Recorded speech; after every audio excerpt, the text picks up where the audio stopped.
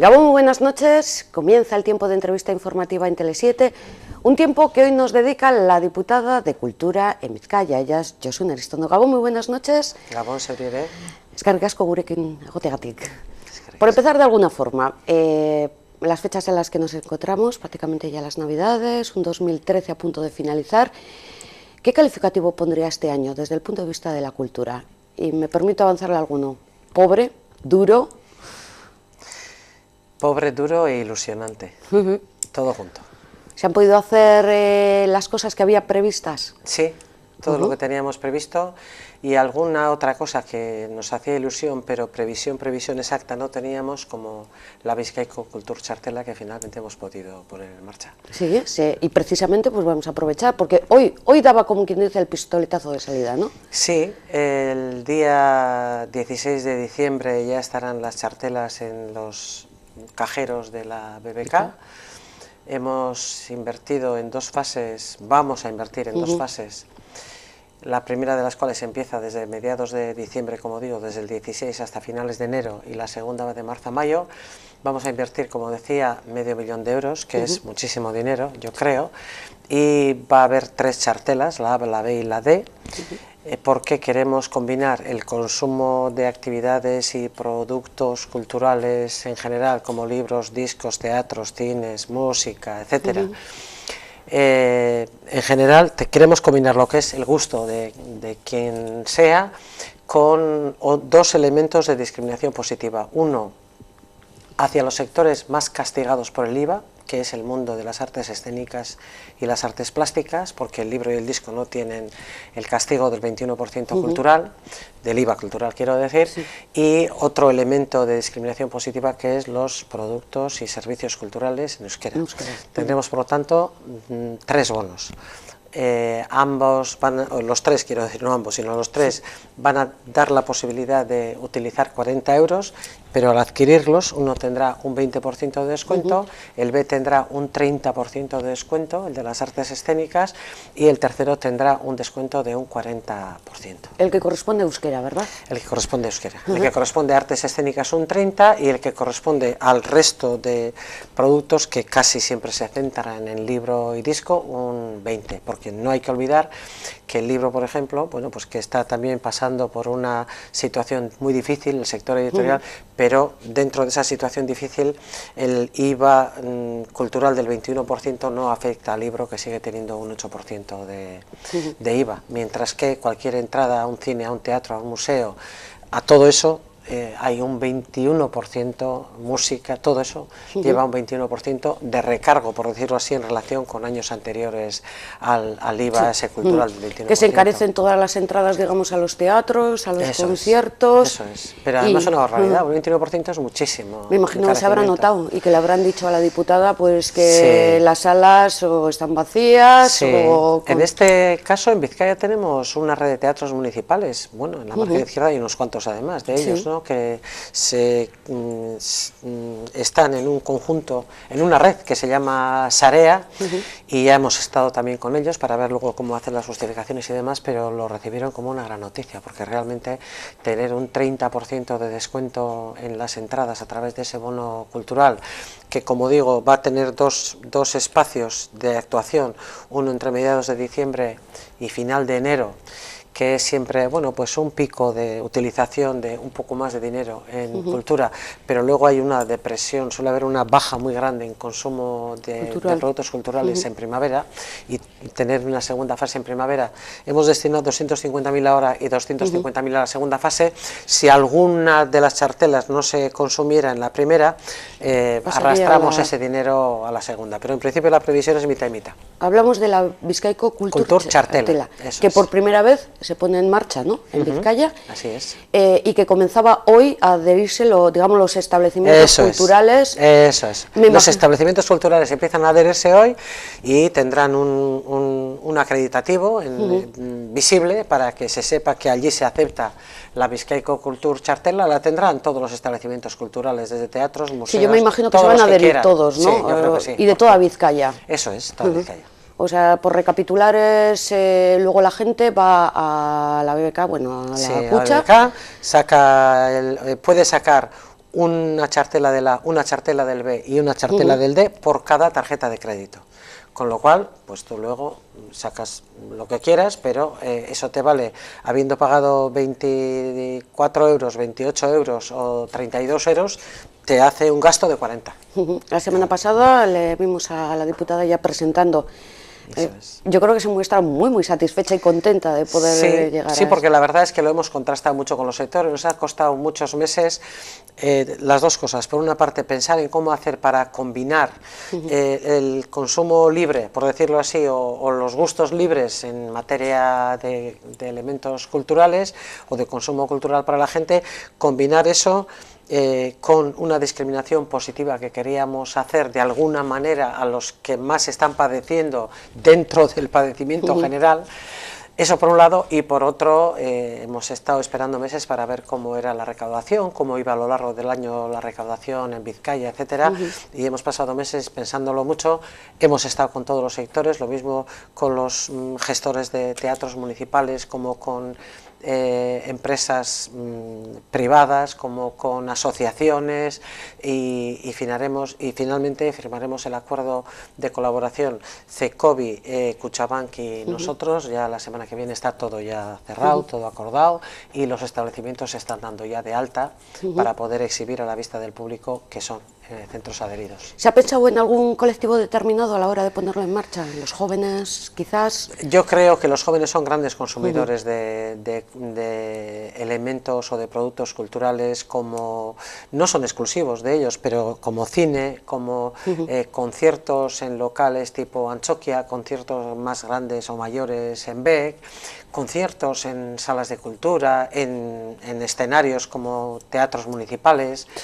Se consume bastante música, tanto en esta época como en primavera, y la verdad es que hay establecimientos que ya nos han venido diciendo que los chavales preguntan a ver si para un concierto X que hay en primavera, etcétera, bueno, si las chartelas se adquieren en los plazos en los que han de adquirirse, luego el gasto que se ha de hacer con ellas se puede hacer más tarde, se puede hacer en primavera, se puede hacer en verano o cuando se quiera. El asunto es que en esta primera fase las chartelas hay que adquirirlas entre el 16 de diciembre hasta finales de año, y luego consumirlas antes del 31 de enero. Y en la segunda fase eso será más Eso amplio. ya se presentará para la próxima primavera. Eso es. Bueno, esto estará incluido en el borrador de los presupuestos para el año 2014. ¿Qué va? Eso es 2013. Por eso decía yo que ha sido ilusionante, además de ser duro, etcétera. Claro, eso es 2013. Y yo ya descontaba los 500.000 euros de la partida de cultura del año 2014. Tú lo que tienes que hacer es añadir a las del 13. Por eso decía yo que también ilusionante, porque hemos, en función de cómo ha ido la recaudación, el diputado general, que también es sensible a estas cosas, pues hemos estado viendo para ver si podíamos hacer este esfuerzo extra, como se hace realmente con el apoyo a otros consumos, como muebles o tal, ¿no? Bueno, la cultura es un elemento importante, que además de ser tractor económico, es un factor muy importante de cohesión social, de vida más rica, y eso lo hemos tenido en cuenta también. Pero es 2013, ¿eh? 2013, eso ya está claro, pero de cara, por ejemplo, al presupuesto de 2014, le vi en la presentación a la diputada decir eso, que la cultura, tractor económico de Vizcaya y de cohesión social. Eso es. ¿Cómo? Sobre todo el aspecto económico. El aspecto económico, mira, tienes elementos culturales y productos culturales que traccionan económicamente mucho, y yo suelo decir que de la misma manera que ayudamos extraordinariamente a instituciones, a empresas que son tractoras de economía, turismo, etcétera, por darte solamente un dato, en vez de meter mucho rollo, que la gente en general, la margen de acción particular, son muy prácticos. El 85% de la gente que nos visita entra por el Guggenheim. Su puerta de entrada a Vizcaya y a Euskadi es el Museo Guggenheim, que es evidentemente un proyecto cultural. De todos los ingresos de ese museo, que tiene además un 60 y tantos % de autofinanciación, un tercio de sus ingresos económicos tienen que ver con visitantes, y a la vez tiene un buen número de programas didácticos para escolares, para universitarios, cohesión social. El Museo de Bellas Artes lo mismo. Yo creo que una comunidad cohesionada una de las vías de construcción es la educación, otra vía de construcción de una comunidad cohesionada es la cultura, con todo su pluralismo, ¿no?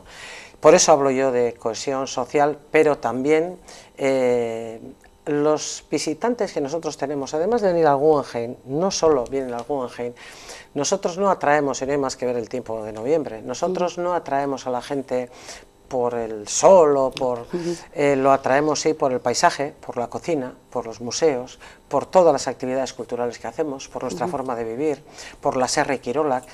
Todo eso son elementos culturales que suponen tracción económica. Por el Palacio Euskalduna. El Palacio Euskalduna, por estar situado donde está y por ser de fácil acceso a elementos culturales que el propio Bilbao tiene, suele ganar concursos de captación de congresos muy importantes precisamente por todo esto. Bueno, es un elemento cultural que conlleva una atracción económica importante, porque cuando un congreso de 1000 o 1500 o 2000 personas se hace en Euskalduna, eso significa vitalidad para el comercio, para los hoteles, y al final todo eso mueve economía, además de que la cultura es también un elemento de cohesión social, ¿no? Y pone a Vizcaya en el mapa, porque me estoy acordando de la entrega de las estrellas Michelin en el Guggenheim. Exactamente. Se hizo en el Guggenheim porque Bilbao es atractivo también para quien hace un evento tan internacionalmente importante como es la entrega de las estrellas Michelin, ¿no? Y el propio responsable máximo de Michelin, que estaba allí, decía que era para ellos un honor estar en Bilbao y dentro de Bilbao estar en el Guggenheim. Bueno, yo creo que aun cuando aquellos recelos de hace muchísimos años han sido ya superados, y ahora tenemos una infraestructura cultural que nos permite visualizar el arte contemporáneo, que nos permite que las obras de nuestros artistas más importantes, y ahí tenemos ejemplos como desde Cristina Iglesias hasta Arlea Maneiros, por citar artistas que ya tienen edades muy diferentes, se pasean por el mundo, porque ya en Europa la marca ya no es Guggenheim, en Europa la marca es Guggenheim Bilbao, esa marca va toda junta, y eso es enormemente ilusionante, porque cuando un elemento cultural es tractor económico, también puedes tener recursos para cuidar a aquellos otros que no lo son y que son también muy importantes, aunque constituyan gasto, porque forman parte de nuestro patrimonio, porque forman parte de nuestra memoria histórica, etcétera, ¿no? No todos los elementos culturales son tractores económicos, pero el que algunos lo sean nos permite apoyar también los que no lo son, porque todos ellos son importantes para la cohesión social. Por cierto, está ya, no sé si decir firmado o renovado el acuerdo con la Fundación Guggenheim a partir del 2015 o 14. No, expira el acuerdo que actualmente está vigente, acaba en diciembre de 2014. Yo creo que no llegaremos hasta el límite último, pero estamos trabajando en ello y estamos trabajando en sintonía, porque tanto las instituciones vascas como las instituciones de Nueva York tenemos la convicción de que aquel acuerdo que fue, como yo suelo decir, un acuerdo gano-ganas, ese espíritu es el que nos tiene que llevar a trabajar por el acuerdo adaptado, mejor adaptado a la situación actual después de 20 años de recorrido del Guggenheim, que entonces era una novedad, todos éramos nuevos, eran nuevos los de Nueva York en relación con nosotros mismos éramos nuevos. Pero en este momento el Guggenheim Bilbao tiene una posición en toda la constelación Guggenheim, en toda la red Guggenheim, se ha ganado un puesto por su buen hacer y eso evidentemente tanto Nueva York como nosotros lo valoramos muy positivamente a la hora de renovarlo. Lo que sí queda, digamos, en el olvido es el proyecto del Guggenheim Urdaibai. No, eso no está en el olvido, eso está ahí, está contemplado en el plan estratégico actual también. El que se hace con la proyección 2020 del Guggenheim está contemplado, digo, como proyecto estratégico, así está definido. Bueno, ya llegará el tiempo de ir dando pasos. En estos momentos y en estos años ya la Diputación Foral de Vizcaya está invirtiendo en ese eskualde, en esa zona, en Urdaibai, está invirtiendo en infraestructuras viales un buen número de millones de euros. Ya preveyendo, y bueno, la accesibilidad también facilitará el que allí tengamos un centro cultural que combine naturaleza, medio ambiente, arte, cultura, procesos culturales, más allá de los productos culturales. A pesar, está ahí, no está muerto. Pero si existe o continúa la oposición política. Bueno, pero... Ah, ya sé, con el pacto han llegado a un acuerdo. No, no, pero seguro que habrá acuerdo. Hombre, oposición existe, eso es indudable, ¿no? Pero a veces hay una sensación de... ¿Cómo te diré yo? Se piensa que, o quien se opone puede estar pensando que allí se va a trasplantar pues una estructura enorme, porque lo que está pensando es el Guggenheim de Bilbao trasladado a Urdaibai. Sí. No tiene nada que ver con eso, tiene mucho más que ver con residencia de artistas, tiene que ver con tener artistas de primer nivel creando obra allí, tiene mucho más que ver con edificios prácticamente transparentes. Hay buenos ejemplos en Europa. Quizás no se ha explicado bien, entonces. Bueno, es muy difícil coger estas cosas con calma, porque llevamos ya años en los cuales todos nos guiamos, y yo también, y todo el mundo, por titulares en vez de detenernos un poco más en lo que detrás de los titulares hay, ¿no?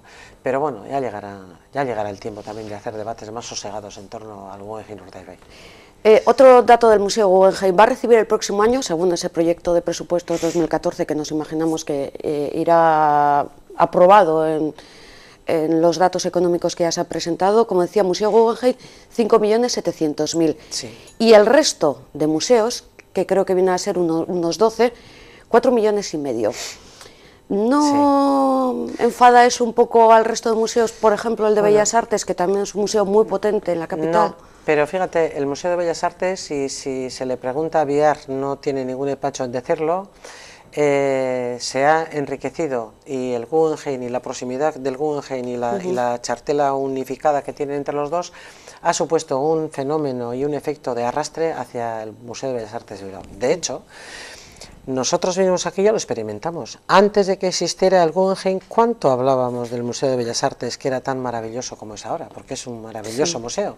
Casi nadie hablábamos de eso. Los escolares tampoco lo visitaban como lo visitan ahora. Es decir, cree Biar es el director del Museo de Bellas Artes, cree en la sinergia y lo demuestra todos los días. Cada museo tiene sus dimensiones, sus necesidades, porque todos los elementos artísticos no tienen los mismos costes. Y yo sí le voy a decir una cosa: hemos aumentado en una cantidad muy significativa la aportación al Museo Guggenheim para el próximo año, pero también hay que decir junto a eso que en los últimos 3 años hemos disminuido en la aportación de las instituciones al Guggenheim en un 55%. Ninguno de los museos vizcaínos había sufrido ese bajón en la aportación presupuestaria.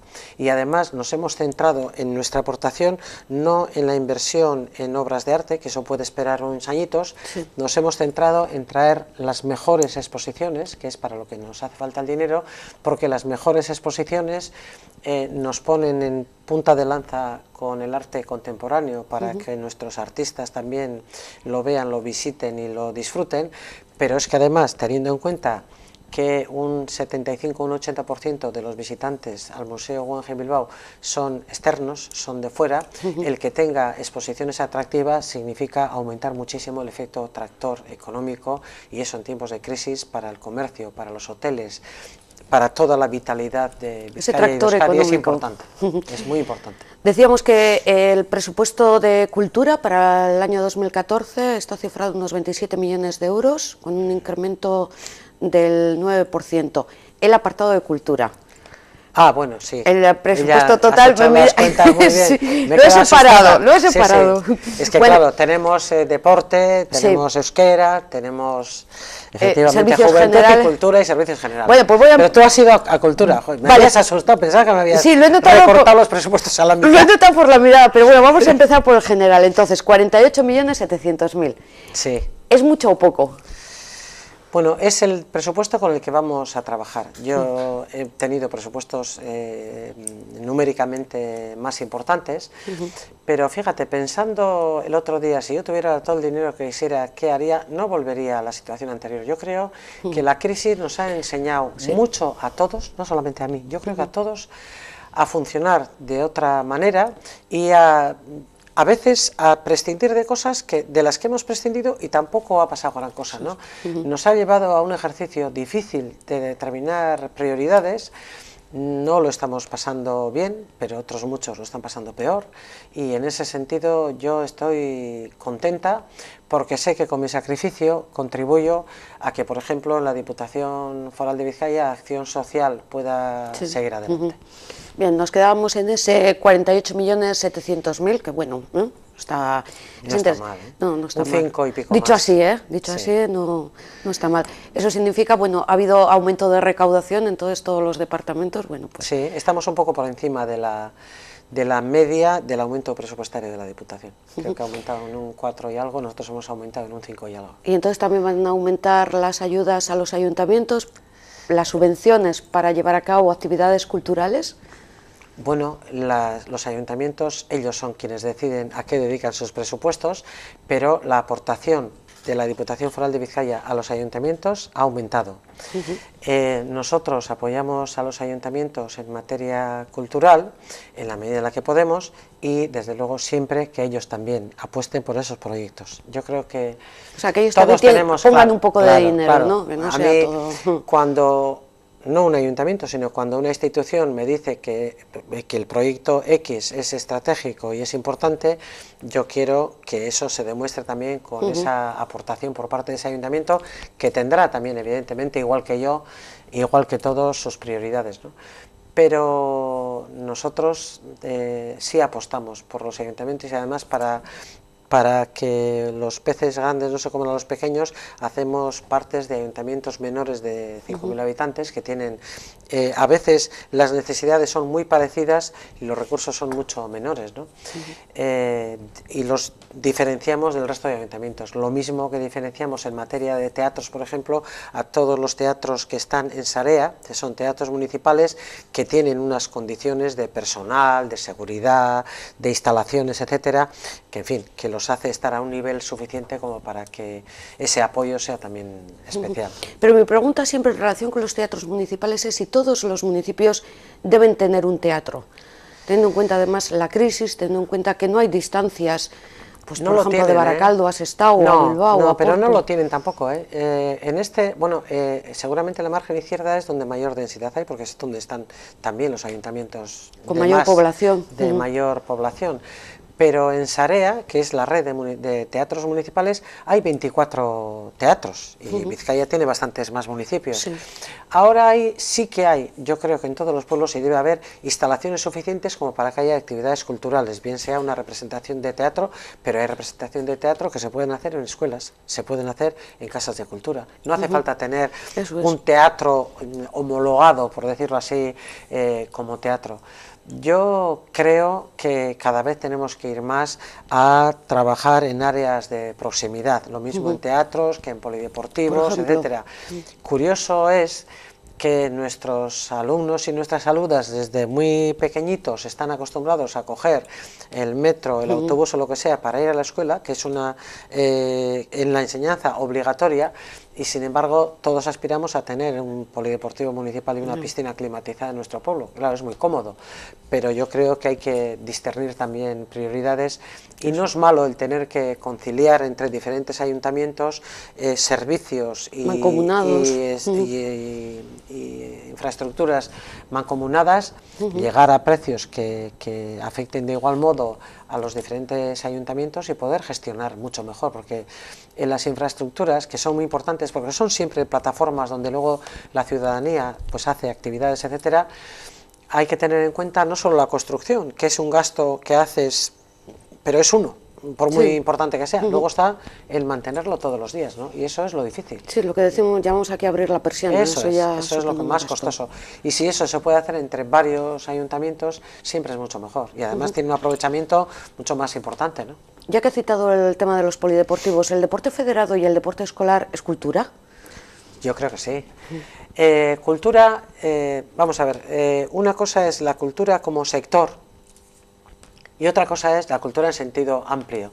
Yo creo que, bueno, el modo de hacer y de sentir y de actuar de los grupos humanos, de las comunidades, todo eso constituye cultura, ¿no? Por ejemplo, en el caso del deporte escolar, en pocos lugares se da como aquí, y yo lo puedo decir con orgullo, porque además no es mérito de las administraciones, en pocos lugares se da como aquí la implicación de los padres y de las madres en todo lo que tiene que ver con la organización y el desarrollo del deporte escolar.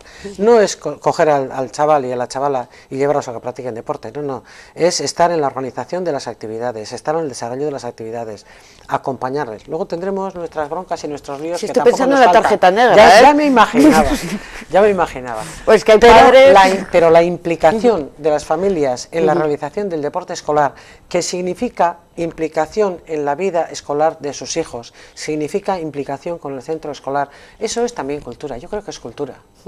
Y la chartela negra está ahí. Esa también ha sido novedad o logro de este año, ¿eh? Yo creo que sí, lo hemos puesto en marcha solo, que no es poco, en fútbol, porque es la actividad que más se practica. Lo trabajamos durante meses con la propia Federación Vizcaína de Fútbol y la verdad es que muchísimos padres y madres nos han apoyado en ese sentido, ¿no?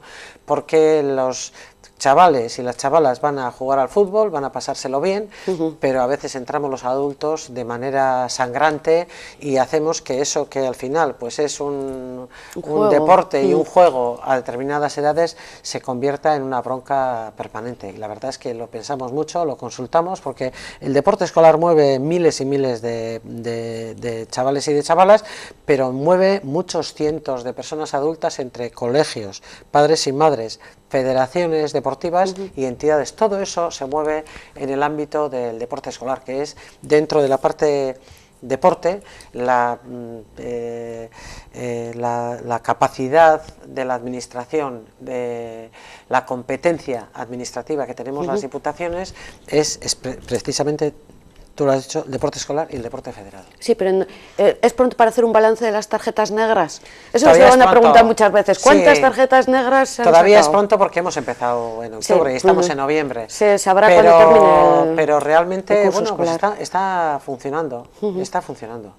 Y luego, por ejemplo, ¿por qué te tienen que subvencionar a todas las federaciones deportivas? Creo que hay como unas 48 federaciones deportivas y la Diputación, a través del Departamento de Cultura, las subvenciona. Sí, por una razón muy sencilla. Es un poco crítica. Sí, bueno, pues mira, igual yo te vuelvo la pelota del revés si me entiendes.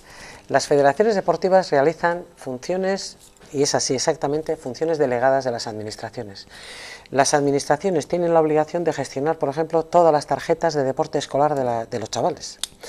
Si esto lo hiciera directamente la Diputación sería muchísimo más costoso, sería mucho más jacobino y sería mucho menos participativo que si lo hacen las federaciones, que son al final entidades donde hay montones de personas que se mueven sin ánimo de lucro y se les paga por hacer esas funciones delegadas, no se les paga por otra cosa. Vale, entonces la subvención estará en función del número de afiliados. Del número de tarjetas, de afiliados, de actividades, etcétera. Pues es una de las partidas, hablábamos de cultura, de deporte y juventud, Eso es. Y el tema del euskera. Eso es. 5,2 millones de euros para el próximo año. Yo sé que Josune Aristondo es muy partidaria de impulsar, de hacer un fomento del euskera, porque el euskera en la sociedad hoy en día todavía está, digamos, en primaria. No sé si está en primaria o está empezando la secundaria, pero bueno, por ahí andamos, ¿no? Yo creo que hay que seguir impulsando el euskera, el uso del euskera, que es un poco nuestro cometido, pero hay dos pilares que siempre tenemos que tener presentes. la ciudadanía tiene derechos y las administraciones tenemos deberes. Y además el euskera hay que fomentarlo y así lo tratamos de hacer, por una parte desde el ámbito específico de nuestro departamento, porque las relaciones con Euskaltzaindia o con la Bairu o con las entidades que trabajan con el euskera, con los euskaltegis, con los ayuntamientos que tienen técnicos de euskera, las tenemos nosotros, pero luego hay una tarea transversal. Por ejemplo, por dar, yo creo que una casi primicia aquí, la Diputación Foral de Vizcaya tiene 15 empresas forales y 2 fundaciones que son o foral o mayoritariamente foral. En todas ellas están ya en marcha planes de euskera para que también desde las empresas públicas se pueda atender a la gente que lo desee en euskera. Eso significa poder hacer lo que en palabras muy elegantes diríamos un diagnóstico, pero el asunto es que cada empresa mire un poco cuál es la situación de las personas que trabajan allí, si saben euskera, quiénes saben, quiénes no saben, quiénes están a medias para que lo puedan perfeccionar, pero además poder colocar a la gente que más cerca está de la ventanilla de la ciudadanía, y si no sabe euskera la persona que está allí será la primera que tenga que aprender para ponerse en esa situación. Es decir, cada empresa foral está mirando ahora cómo puede mejorar con el personal que tiene, o bien formando al personal, o bien trabajando con ese personal para atender a la gente en euskera y para funcionar en euskera si se puede. Tenemos un Sin montón, que eso sea una obligación, entiendo. tenemos, o sea, claro, tenemos porque... un montón de funcionarios voluntarios, más allá de los perfiles para los cuales se les libera a los funcionarios para que puedan adquirirlo, pero más allá de eso tenemos un buen número de funcionarios voluntarios que están insertos en que toda la cadena de valor que ellos trabajan dentro de la zona o del área o de la dirección en la que trabajan pueda ser también en euskera, de tal manera que si yo, ciudadana ondarresa o baracaldesa, voy a la Diputación a solicitar una información en euskera, el expediente que se abre pueda continuar en euskera hasta que se llegue al final, si es que así lo solicita la ciudadanía. Bueno, el euskera, por eso quiero decir, bueno, yo estoy ahí empujando porque es lo que me toca y trabajando en algunos aspectos, pero es un objetivo transversal, y esto lo vamos a ver además en los próximos años, cómo desde promoción económica, desde presidencia, los ayuntamientos, Bizkaitik, etcétera, se van involucrando también en su tarea habitual en poder facilitar ese acceso en euskera a quien lo desee. Hemos visto las experiencias este año del Berbagune. Sí. O sea, un encuentro de conversación. Eso es, sin más, eso y la es, gente, la lo gente pide y agradece, desconocida se reúne en un espacio y se ponen a hablar en euskera de cualquier tema haciendo te pones una unos tertulia. temas que si cómo funcionan los autobuses o cómo está Tele7 y quién lo ve, y ya está, y empezamos allí a hablar. Y me imagino que continuará el próximo año también. Yo creo que sí, esto lo hacemos en colaboración en Bilbao, con el Ayuntamiento de Bilbao y nosotros, y ya se va extendiendo a otras poblaciones también, y yo creo que es interesante, porque la gente que viene a los Berbagunes, que les preguntas un poco por su interés, pues son gente que o ha estado o está en algún euskaltegi o sabe un poco, pero no se atreve, y en aquel grupito de 7 o 8 personas donde uno sabe un poco y otro sabe un poco más y otro sabe un poco menos, se atreven y preguntan y oyen, y es en un contexto informal en el que puedes hablar de todo, ¿no? ¿Sigue siendo interesante. ¿Sigue siendo el 3 de diciembre el Día del Euskera? Sí, señor. Eso es así desde el año 1949, además. Por San Francisco Javier. Exactamente. ¿Y por qué no por Barandiarán?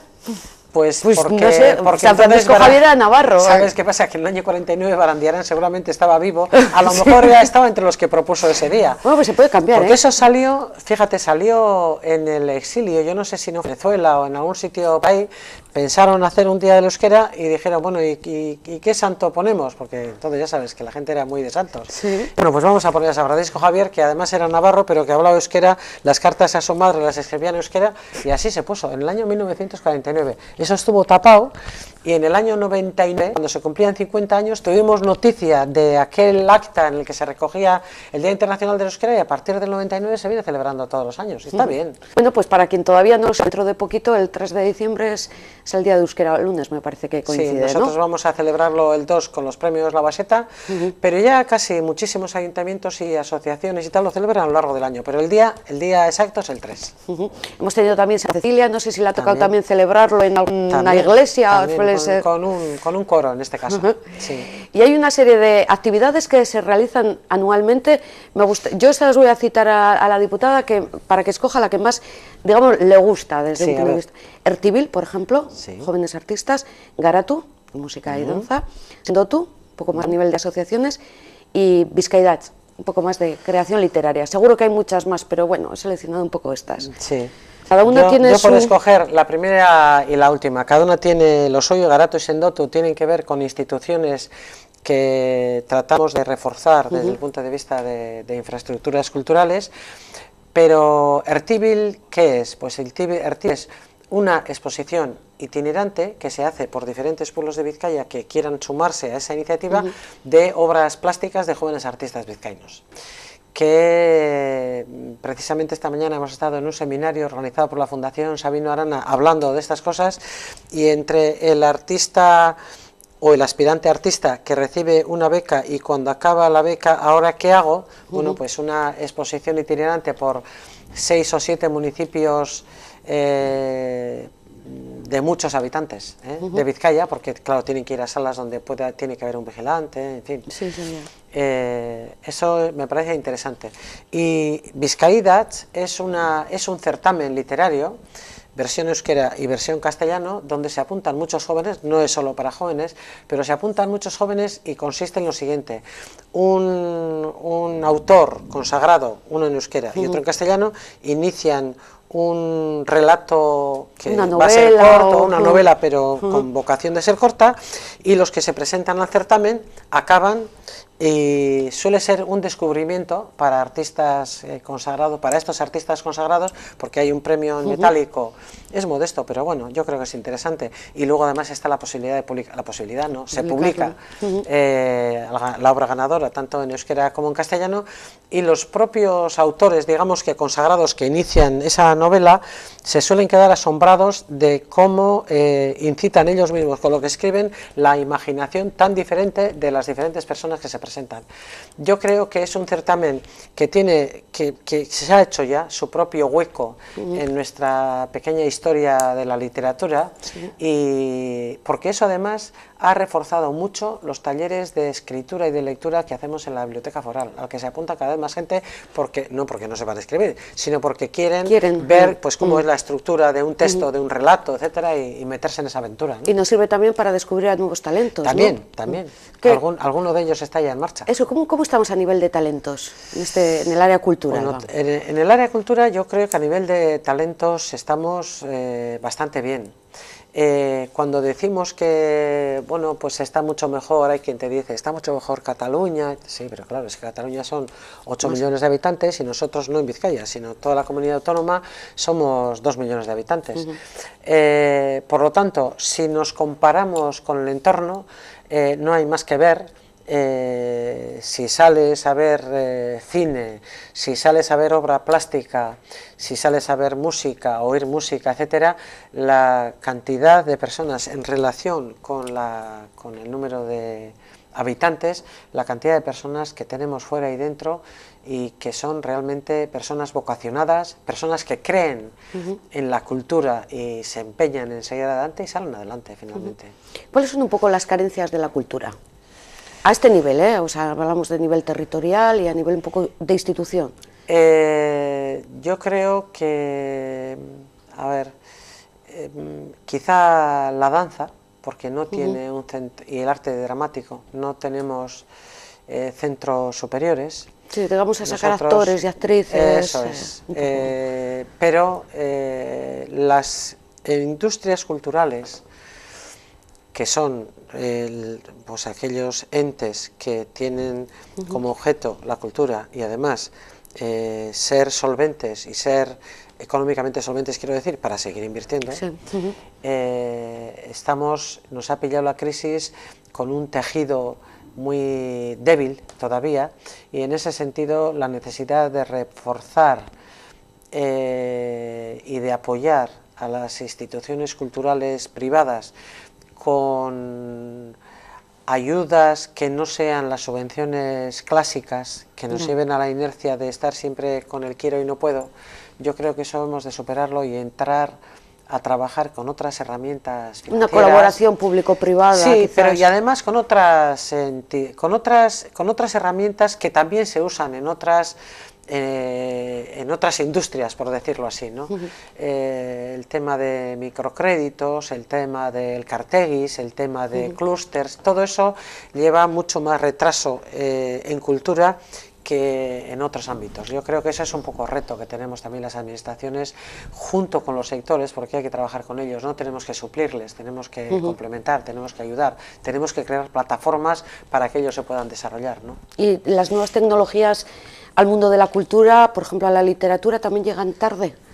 Bueno, no sé, nosotros tenemos unos encuentros, este año han sido los segundos de Librutequia, que llamamos, en alusión precisamente a las nuevas tecnologías, y hay un debate muy importante sobre el libro electrónico, hay nuevas tecnologías que sirven indudablemente todos los buscadores, en fin, a la hora de escribir. Para un autor es mucho más cómodo utilizar el ordenador que hacerlo como se hacía hace todavía 20 años con lápiz y papel o con la máquina de escribir, ¿no?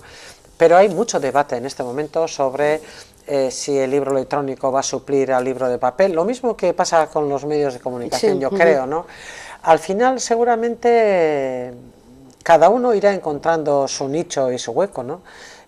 Cuando empieza la televisión, bueno, cuando empieza la radio, todo el mundo piensa que las conversaciones se van a acabar, cuando empieza la televisión, la gente cree que la radio se va a terminar, cuando empieza el streaming parece que la televisión clásica se va a terminar y ahí no se termina nada. Al final hay hueco y nicho cuando las cosas se hacen con calidad y con fundamento, que diríamos. Yo creo que hay sitio para todo y para todos. Es cuestión de debatir con calma dónde se sitúa cada uno y adecuar las herramientas a la situación actual. Las instituciones no podemos estar con herramientas de apoyo igual que hace 50 años, porque la cultura no vive con las herramientas culturales de hace 50 años, vive de otra manera. Pero me imagino que las editoriales de alguna forma en algún encuentro se habrán quejado un poco también del descenso en la venta de libros, motivado un poco, pues puede haber piratería o no, vamos, pero... El libro y disco en ese sentido tienen un sufrimiento especial, ¿no?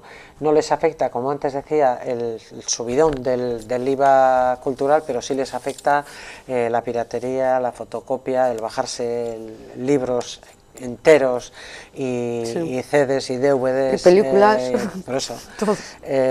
Y en ese sentido, por eso queríamos también reservar un poco más de un tercio de la chartela cultural para ese sector que estando en este momento con problemas, es el sector industrialmente más potente dentro de lo que hay en cultura. La industria editorial en todas sus vertientes es la más importante, con todas las dificultades. A punto de terminar, pero sí me gustaría una recomendación de un libro. Ay, me lo pones difícil. Bueno, voy a ayudar. Mañana se presenta el último de Toti Martín Lecea. No, seguro que es bonito, todos lo son. Pero bueno, yo tengo encima un libro sobre la historia de Bilbao, fíjate qué localista. Tengo otro sobre la historia de Begoña. He leído una de Carmele Jallo hace poquísimo tiempo. Seguro que de Carmen Uribe también. Los de Carmen Uribe no me los pierdo, además ni los quiero en castellano. Porque bueno, pues tiene unas connotaciones especiales para mí. Begi Bakarbat de Mirena Gormeabe me parece impresionante, terrible y maravillosa, porque escribe muy bien, y además ahora va a salir, yo creo que dentro de poco, me dijo ella, la versión en castellano. En fin, muchas más podría citar. Bueno, los premios Euskadi de Seizar Vitoria, etcétera, ahí están también. A nivel de museos, ¿cuál es el suyo preferido, sin citar el Guggenheim ni el Bellas Artes? Ay, mira, el del pescador de Bermeo, que ahora está en obras, podría citarle. El Museo Vasco tiene rincones magníficos. El de reproducciones de Bilbao me gusta verlo por las clases que tiene con los chavales del barrio y por la implicación que tiene en el barrio. El Euskal Herria de Guernica, con su espacio abierto con las obras de Moore y compañía, también creo que es importante. ¿Qué vamos a decir del Pobal? Por ejemplo. ¿Qué vamos a decir del Pobal? Es una delicia ver todo el proceso que empieza el hombre fundiendo el hierro hasta convertir aquello en un pomo, en una llave, etcétera. El castillo de Muñatones lo tenemos ahí. El Museo de las Boinas de Balmaseda, que tiene unas máquinas maravillosas que funcionan y es autosuficiente para tener su propia luz y su propia calefacción prácticamente al completo, y además luego sirven unas alubias extraordinarias en el bar que tiene abajo. Vamos, en fin, tenemos museos para yo todos, creo ¿verdad? Yo creo que hay que romper con la idea de que cuando vamos de viaje vemos museos y cuando estamos en casa no los vemos. Hay que romper con eso. Un dato personal de Josune Aristondo: fue la primera mujer que entró en la ejecutiva del Partido Nacionalista Vasco. Elegida como miembro de la ejecutiva, sí, la primera secretaria. ¿Cuántos años en política? Pues mira, desde el año 96, pero con una vida profesional anterior casi tan larga o más en la enseñanza, tanto en la universitaria como en la no universitaria. Por cierto, la relación de la UPV, por ejemplo, o la Universidad de Deusto con el Departamento de Cultura es fluida. Sí, nosotros tenemos, tiene la Universidad del País Vasco una cátedra de divulgación cultural que la auspiciamos nosotros, de divulgación científica, mejor dicho, Cátedra de Cultura Científica se llama. La preocupación es que tenemos que tomar la ciudadanía decisiones sobre cuestiones científicas que tienen que ver con nuestra vida y que no tenemos suficiente información, ni formación, ni siquiera debates de nivel suficiente sobre este tipo de cuestiones, ¿no? Y con la Universidad de Deusto trabajamos en Bizkailab, que es una instancia, un órgano que tiene la Universidad de Deusto para estudiar, pues, y para hacer ahora mismo, para estudiar, por ejemplo, cuáles son las normas y los modos de mecenazgo cultural que tienen en otros países europeos, en fin, todo eso son relaciones y trabajo, más allá de las relaciones. Eso, la Universidad de la Cultura y los medios de comunicación, ¿nos portamos bien con la cultura? Bueno, yo creo que sí. Se damos tiempo al deporte, no tiene la culpa ni la responsabilidad los medios de comunicación. Pero le dedicamos poquito tiempo. Si nos hicieran un poco más de caso sería bueno, y los agentes culturales que hoy han estado con nosotros, se pasaban de 40, se quejaban de eso y nos decían: en una próxima sesión tenemos que traer aquí a comunicadores de cultura, comunicadores que puedan decirnos cómo podemos comunicar mejor todo lo que se hace o se deja de hacer en cultura, porque con la comunicación la gente se hace, con una comunicación mayor en materia cultural, la gente sería más consciente de todo lo que invierte en cultura, porque todo lo que estamos diciendo que invierte la Diputación lo están invirtiendo los vizcaínos y a veces no lo saben, y lo que no se sabe y no se conoce a veces se valora menos también, ¿no? Porque se cree que es una cosa ajena cuando no es ajena. Todos estamos embarcados en esto. Bueno, pues todos por la cultura. Diputada de Cultura, Josune Aristondo, gracias por estar con nosotros. Es que recasco. Mucho trabajo que queda por delante, pero bueno, si no nos vemos ya voy a empezar. Feliz Navidad, ¿eh? Es que recasco, y lo mismo le digo, y hasta cuando quieras. Gracias. Vale. Y a ustedes también nos despedimos, y mañana ya saben que tienen aquí una cita con temas de actualidad, el debate. No les avanzo el tema que pondremos encima de la mesa, jueves a esta misma hora. Les esperamos. No fallen, que pasamos lista. Buenas noches.